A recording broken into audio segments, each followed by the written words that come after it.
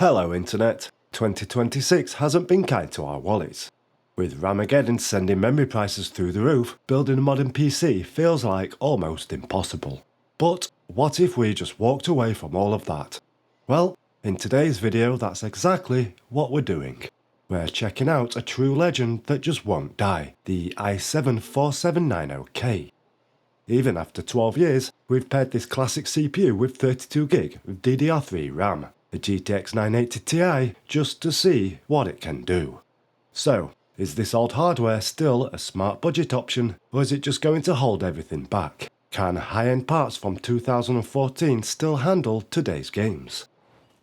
To begin, we've got Alan Wake 2 at 1080p using low settings, with motion blur turned off and AMD FSR2 set to quality. So the game has been rendered at 720p internally before being upscaled to 1080p.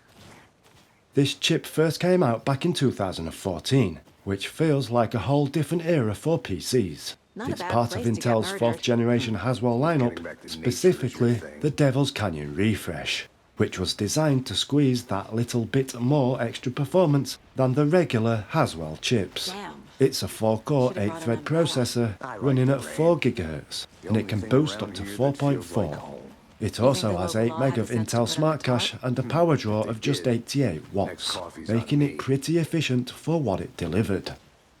At launch it cost around £260 in the UK, or $350 in the US. In 2014, if you wanted a top-tier gaming CPU, the i7-4790K was the go-to choice. As for performance in Alan Wake 2, we're seeing an average of 38 FPS, with 1% lows at 27 FPS and 0.1% lows at 24 FPS. Next up, we've got Arc Raiders running at 1080p on medium settings. Motion blur is turned off and TAUU is set to 1288 by 724. So that's basically 720p upscaled. And just to be clear, this isn't Assassin's Creed. So if you're wondering why I'm randomly diving about, wrong game, that chaos is scheduled next. So, let's talk about the elephant in the room, Unreal Engine 5. This is the engine everybody points to when they talk about next-gen graphics, the one built to push hardware to its limits. Honestly, Unreal Engine 5 is meant to retire old hardware. Maxwell-era GPUs, they're usually too weak. Combine that with a 12-year-old i7 and technically, it shouldn't even work. And yet, here we are. This so-called relic CPU written off years ago is still holding on in 2026. Not at 4K ultra settings with everything maxed out, that's just totally unrealistic. But it runs and it's usable, is the point. It proves that some older high-end chips were built to last. On paper they look outdated, but in reality they've still got some game left. On this ancient but capable setup we're seeing an average of 60 FPS. The 1% lows come in at 30 FPS and the 0.1% lows at 24 FPS. Next is one of my personal all-time favourites. As I mentioned previously, it's Assassin's Creed Unity, and we've got it running at 1440p on the high graphics preset with FXAA. Now, let's talk about the 980. Back in June of 2015, NVIDIA released an absolute monster, the GeForce GTX 980 Ti. Built on the Maxwell 2.0 architecture, it packs some serious power. With 2,816 CUDA cores, 6GB of VRAM and a 384-bit memory bus. The 250W TDP meant it wasn't exactly power efficient either, but the performance more than justified it. At launch it cost $649 in the US, or about £550 in the UK. If you wanted near flagship performance without going full Titan, this was the card to grab. With a bit of DIY love and a few modifications to it, it's basically a decent card, especially when paired with that old i7. So, how does this classic combo handle Assassin's Creed Unity at 1440p? Well, we're seeing an average of 78 FPS, with 1% lows at 58 FPS and 0.1% lows at 55 FPS. Next up is Atomfall at 1440p resolution and on the high preset with motion blur turned off. The real problem using a 980 Ti in DaVinci Resolve isn't the speed, it's the 6GB of VRAM. You'll be editing and everything feels absolutely fine, but then the second you use something heavy like Magic Mask or temporal noise reduction, and boom, you will get that GPU memory full warning. And when that happens, it doesn't just slow down, it basically stops working. So, to keep things running, I use render cache and render in place quite a lot. My little trick is editing in 1080p resolution and sometimes 720p. Then when everything's done, I switch back to 4K for the final export. It's not perfect, but it stops the VRAM from maxing out. Is it a smooth high-end experience? Not even close. But honestly, it makes you work smarter. If you can finish a clean, professional edit on a 980 Ti, you really know the software. As for Atomfall, performance is actually pretty solid. We're getting an average of 60 FPS, with 1% lows at 46 FPS and 0.1% lows at 44 FPS. Moving on to Cyberpunk 27, we're running at 1080p on the medium settings preset, with depth of field and motion blur turned off and AMD FSR3 set to balanced. Before I forget, if you're thinking about building a system like this, adding a couple of decent hard drives can turn it into a surprisingly capable media server. With the right setup, it's not just extra storage, it becomes the central hub for your entire media library, and the GTX 980 Ti really shines here. It supports hardware encoding for H.264 and H.265, which means smooth on-the-fly transcoding. You can stream content in 1080p, even 4K. It's a smart way to breathe new life into older hardware, even if it's a relic from 2014. In Cyberpunk 2077, performance is actually pretty good. We're hitting an average of 65 FPS, with 1% lows at 36 FPS and 0.1% lows dipping to 22 FPS. It's not perfect, but it's definitely playable. Next is Fortnite, running at 1440p resolution on low settings, with motion blur disabled and FXAA enabled. This old PC is actually still capable for a lot of esports games today. Even though both the CPU and GPU are several generations old now, they were high-end in their time.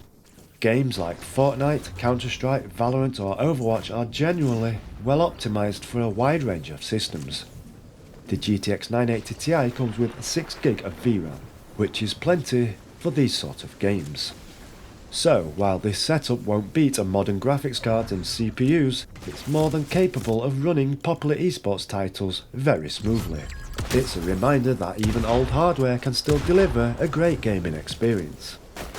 In Fortnite we get an average of 136 FPS, with a 1% low of 59 FPS and a 0.1% low of 58 FPS.